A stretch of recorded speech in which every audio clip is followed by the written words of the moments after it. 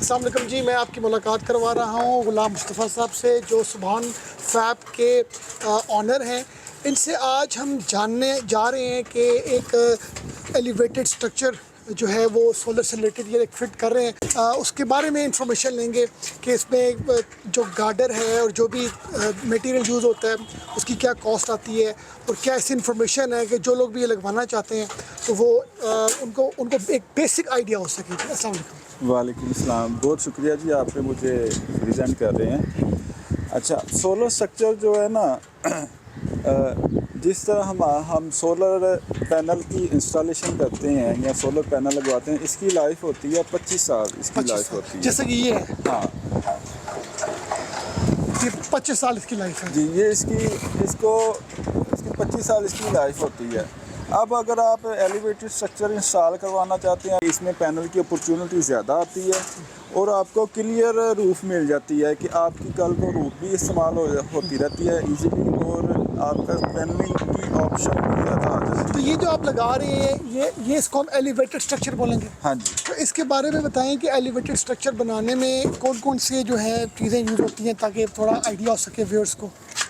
अच्छा, इसमें ना मुख्तलिफ डिज़ाइन होते हैं। एक है GI स्ट्रक्चर होते हैं जिसमें C चैनल 6 इंच के C चैनल इस्तेमाल होते हैं, और एक है गार्डर MS गार्डर का एक डिज़ाइन है, और हमारे पास ये दोनों अवेलेबल हैं। ठीक है। GI C चैनल वाला एलिवेटेड भी हमारे पास अवेलेबल है, और ये गार्डर वाला भी है। इस गार्डर वाले को हम क्या बोलेंगे? गार्डर वाला को हम राफ्टर वाला कहते होते हैं कि MS गार्डर। ये थोड़ा एक्सप्लेन करें इसके बारे में कि ये क्या क्या चीज़ें आपने फिट की हैं, थोड़ा ज़रा एक्सप्लेन डिटेल से कीजिएगा ज़रा। अच्छा, इसमें अब नीचे बेस की वैसे ना अब ये क्लियर कवर हो गया हुआ है, ये कवर हो गया हुआ है। नहीं तो यहाँ बेस से मैं आपको शुरू से दिखाता है कि नीचे किस तरह हमारी बेस प्लेट लगती है, बेस प्लेट किस तरह इंस्टॉल होती है, ऊपर कॉलम हम किस तरह इंस्टॉल करते हैं। ये गार्डर है 5 इंच बाय 2.5 इंच का, 1 किलो 600 ग्राम पर RFT इसका वेट आता है। ठीक है, ये दोबारा ज़रा इम्पोर्टेंट है, ज़रा इसके स्पेक्स बताइए इस गार्डर के। ये MSI बीम गार्डर है, और ये कंपनी हम इस्तेमाल करते हैं बटाला की और शालीमार गार्डर, ये 2 कंपनियां हम इस्तेमाल करते होते हैं। इसका साइज़ 5 इंच बाय 2.5 इंच होता है, और 1 किलो 600 ग्राम इसका पर RFT इसका वेट आता है। ये स्पेसिफाइड जो है ना सोलर एलिवेटेड स्ट्रक्चर के लिए, उसके लिए कॉलम का ये साइज स्पेसिफाइड है। हम थोड़ा सा ये चाहेंगे कि आप हमें बताएं कि इसकी इंस्टॉलेशन से रिलेटेड एक जो बंदा हमारा प्रोग्राम देख रहा है तो उसको एक आइडिया हो सके कि जब भी उसने एक एलिवेटेड स्ट्रक्चर लगवाना है तो उसको कौन कौन सी बेसिक चीज़ों का पता होना ज़रूरी है। ठीक है। अच्छा सर, सबसे पहले मैं आपको बताऊं कि एलिवेटेड जब भी आपने इंस्टॉल करवाना ना, उसके कॉलम आपने ना लेंटर में ही उसकी ग्राउंडिंग करवानी है। ठीक है। ना कि ये कि ऊपर फिनिश फ्लोर टाइलों के ऊपर उसकी ग्राउंडिंग करवाएं ना। इसके लिए रिकमेंडेड होता है कि आप लेंटर के ऊपर जाके इसकी ग्राउंडिंग करवाएं। वहाँ पर इसकी बेस प्लेट लगती है, बेस प्लेट से ये हमारा कॉलम लिंक हुआ होता है, लिंक से उसके पास राफ्टर है। राफ्टर, अच्छा, इसमें हमारा स्ट्रक्चर हम लोगों को दे रहे हैं ना, जो नट बोल्टेड सिस्टम दे रहे हैं, और मुकम्मल फैब्रिकेशन वर्कशॉप से ही होकर आ रहा है। अच्छा, ये जो चीज़ें तैयार होकर आ रही हैं ये सारी आप वर्कशॉप से ही लेकर आ रहे हैं? यस।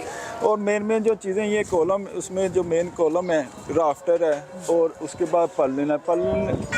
पल्लिन सोलर जो पैनल होते हैं उनकी फिटिंग के लिए, उनको स्टे करने के लिए ऊपर लगे हुए लगाए जाते हैं। ये इसको क्या बोलते हैं? पर्लिन, सी पर्लिन। इसके अंदर जो दो होल्स हैं वो किस चीज़ के होल्स हैं? अच्छा, यही होल जो पैनल के नीचे भी ना होल्स हुए होते हैं, ये पैनल की फिटिंग है। पैनल की फिटिंग के वाले होल्स हैं। कहाँ पर? ये देखें 1 2 3 और 4। ये एक हो गया।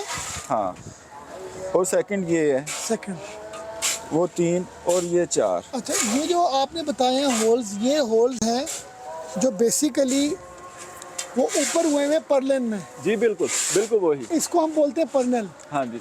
अच्छा, और इसको हम क्या बोलते हैं जो ये आपने एक्स बनाया हुआ? ये एक्स ना, ये क्रॉस ब्रेसिंग है। ये विंड प्रेशर को स्टेबल, विंड प्रेशर में इसको स्ट्रक्चर को स्टेबल करने के लिए ना ये काम आती है। ये ज़रूरी है। हाँ, मतलब जो लोग भी इस तरह का मतलब बनाते हैं एलिवेटेड स्ट्रक्चर जो भी बनाते हैं ना, उसमें ये क्रॉस ब्रेसिंग बहुत ही ज़रूरी होती है।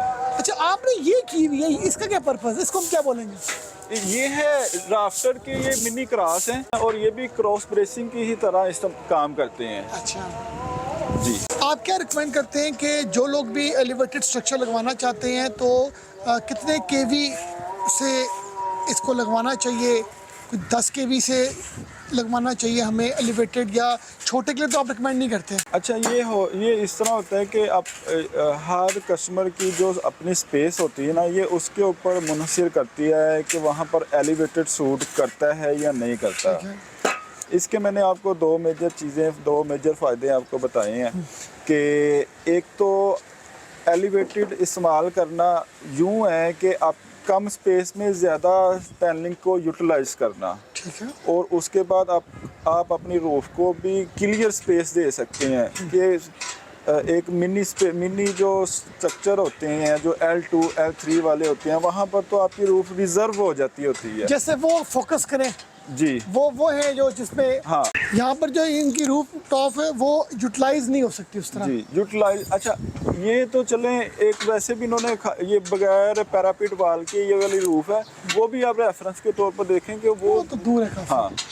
पता इस स्ट्रक्चर का फायदा ये एलिवेटेड का कि आपकी जो रूफ है वो इस्तेमाल हो सकती है बिल्कुल बिल्कुल। हर लिहाज से। तो ये नॉर्मली मतलब कितना कोई एक्सपेंस आता है, थोड़ा सा इसके बारे में भी आइडिया दें जरा। ये जो इसका एक्सपेंस आता है ना, ये आता है 20 रुपीज़ पर वाट से लेकर 30 रुपीज़ पर वाट इसकी ना कॉस्ट आती होती है। और हाँ, स्ट्रक्चर जितना छोटा होगा कास्ट उस हिसाब से ज़्यादा भी बन जाती होती है। और जो उसकी क्या वजह? उसकी वजह ये है कि आप देखें कोई 10 पैनल ले रहा है, कोई 10 पैनल का स्ट्रक्चर ले रहा है, वहाँ पर भी कॉलम हमारे 4 आने हैं, और वही अगर कोई हमसे स्ट्रक्चर को 14 पैनल्स का ले रहा है तो वहाँ पर भी हमारे 4 ही कॉलम्स आने हैं। Right. ठीक है, ये चीज़ें कुछ ना अफेक्ट कर जाती होती हैं। तो नॉर्मली आप कितना दिन लेते हैं इस स्ट्रक्चर को तैयार करने में अपनी वर्कशॉप में, और उसके बाद कितने दिन फिटिंग में लगते हैं आपके? देखिए जी कि ये जो काम है ना सोलर स्ट्रक्चर का, ये है अगर आप हमें तो छोटा मिनी से एक आपको हम बताते हैं कि 10 किलोवाट है, 15 किलोवाट है, 30 किलोवाट है, ये 3 से 4 दिन हम लेते हैं फैब्रिकेशन के लिए। जो वर्कशॉप का टाइम होता है, इसमें हम परचेजिंग भी और फैब्रिकेशन का टाइम 3 से 4 दिन में, 5वें दिन ये साइट पे डिलीवर हो जाता है और 2 दिन में इंस्टॉलेशन हो जाती है। अच्छा, ये बताइए जो ऊपर आप लोग फिट कर रहे हैं, ऊपर ये ज़रा दिखाइएगा, ये इसके जो आप बोल्ट वगैरह टाइट कर रहे हैं, तो ये कितने सालों के बाद हमें दोबारा से इनको टाइट करवाना चाहिए, और इसको मेंटेन करने के लिए और क्या क्या ऐसी आप कोई हमें एडवाइस करते हैं चीज़ें? जी, अच्छा, वैसे ये इसकी मेंटेनेंस ना इसमें यही होती है कि आप कोई 6 मंथ के बाद एक बोल्ट की आपको अगर नज़र आता है कि कोई लूजिंग होगी या हो सकता है, तो वो हम सर्विस के लिए ना बंदा आपको भेज देते होते हैं। आप हमें कॉल कर दिया करें कुछ 6 मंथ को याद नहीं आने के लिए, ठीक है। तो हम यहाँ पर 6 मंथ के बाद ना ये सर्विस आपको दे दिया करें। तो वैसे इसको करना चाहिए हमें, मतलब मेंटेन नहीं, ये स्टार्ट में 2 टाइम्स बस चेक किया जाता है। हाँ, नहीं, शुरू में जब आपने स्ट्रक्चर लगवा देना ना, तो शुरू में सिर्फ 2 दफ़ा हमने चेक करना है। ठीक है, और यही 2 दफ़ा ही इसने कोई हल्का फुल्का लूज होना, उसके बाद जब ये फुल टाइट हो जाना ना, तो फिर ये नहीं लूज होने वाली, ये बोल्ट है। ठीक है। तो इसकी नॉर्मल स्टैंडर्ड हाइट क्या होनी चाहिए एलिवेटेड के लिए? क्या आप रिकमेंड करते हैं? कितने जो बीम की हाइट होनी चाहिए, कितनी होनी चाहिए? जो कॉलम बीम की हाइट है वो मोस्टली 10 फुट से 15 फुट तक ही रिकमेंडेड होती है। इससे ज़्यादा हाईवी स्ट्रक्चर नहीं लगाना चाहिए, सेफ भी नहीं होता। सेफ नहीं होता। ठीक है, और कोई आप एडवाइस करना चाहें इस वाले से, कोई ऐसी इन्फॉर्मेशन, आपका एक्सपीरियंस, आपकी अपनी वर्कशॉप है, क्योंकि यहाँ पर एक लग रहा था एलिवेटेड स्ट्रक्चर, तो मैंने कहा चलें आपसे कोई राय हासिल करें जो लोगों के लिए जी इफेक्टिव हो। अच्छा, जब भी आप किसी कंपनी को हायर करते हैं ना काम करवाने के लिए, उस कंपनी के ना कोई रेफरेंस देखा करें कि उसने आया कि उससे पहले किस तरह के काम किए हुए हैं। ठीक है, ये होता है कि लोग चलते फिरते लोग आ जाते हैं साइडों पर, वो यहाँ पर आके वेल्डिंग फैब्रिकेशन स्टार्ट कर देते हैं मौके पर। अच्छा, वो होते भी थोड़ा सा ना इस तरह के हैं कि ना साइज़ का एग्जैक्ट पता, कोई सुराख या कोई कटिंग कम होगी ज़्यादा होगी, कोई नहीं कोई इस तरह का ना पता मतलब लगे। आप जब इसलिए भी- आप बेस्ट यही होता है कि जो भी आप कॉन्ट्रैक्टर हायर करें वो अच्छा कॉन्ट्रैक्टर ही हायर करें। अच्छा, ये मैं देख रहा हूँ ये किस चीज़ की यहाँ पर एम्बोजिंग हुई हुई है, ये थोड़ा सा बताएंगे? जी ये मैन्युफैक्चर मोर है। ये जहाँ ये जिस कंपनी का ये आई बीम गार्डर है ना, ये वहाँ की ये मैन्युफैक्चरिंग मोर है। ये बटाला का मैं आपसे पहले बता रहा था कि ये बटाला का हम गार्डर और शालीमार का इस्तेमाल करते हैं। ये बटाला की देखें, ये बटाला गोल्ड और 3500 ये उसका कोड है आगे। मतलब ये कि जब भी कोई बंदा स्ट्रक्चर का एडवांस पे करे तो वो लिखवा ले कि यार आप गार्डर हमें किस कंपनी का दे रहे हैं, उसके ऊपर ये स्टैंप होनी चाहिए। हाँ बिल्कुल बिल्कुल।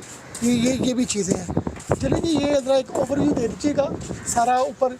अभी यहाँ पर कुछ टाइम के बाद सोलर प्लेट्स लग जाएंगी और इनको वॉश किस तरह बंदा करे, इतनी हाइट पर ये सारा सिस्टम है, तो ये भी ज़रा थोड़ा सा गाइड कीजिएगा। मेरे पास सर इसके ना 2 सॉल्यूशन है, बल्कि एक ही सॉल्यूशन है। बताइएगा।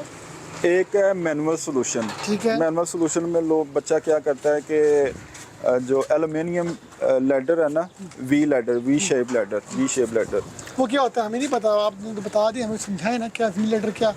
एल्युमिनियम वी शेप लैडर जो आम घरों पर इस तरह नहीं खुलने वाले ए वाली लैडर, ठीक है। ए टाइप लैडर बिल्कुल ठीक। तो उसके लिए ही वो इस्तेमाल होती है ज़्यादातर इसकी क्लीनिंग वगैरह के लिए। और अगर उससे बेहतरीन साफ चाहते हैं तो फिर इसके नीचे ना एक वॉकवे की भी ऑप्शन होती है। बंदा आराम से वॉकवे के ऊपर चल रहा होता है और अपनी जो क्लीनिंग का प्रोसेस है वो तो मुश्किल नजर है। नहीं मुश्किल नहीं, वो कॉस्टली आसान है। वो कॉस्टली नहीं होता। जी बिल्कुल जी, वो कॉस्टली होता है लेकिन वो सेफ भी तो होता है ना।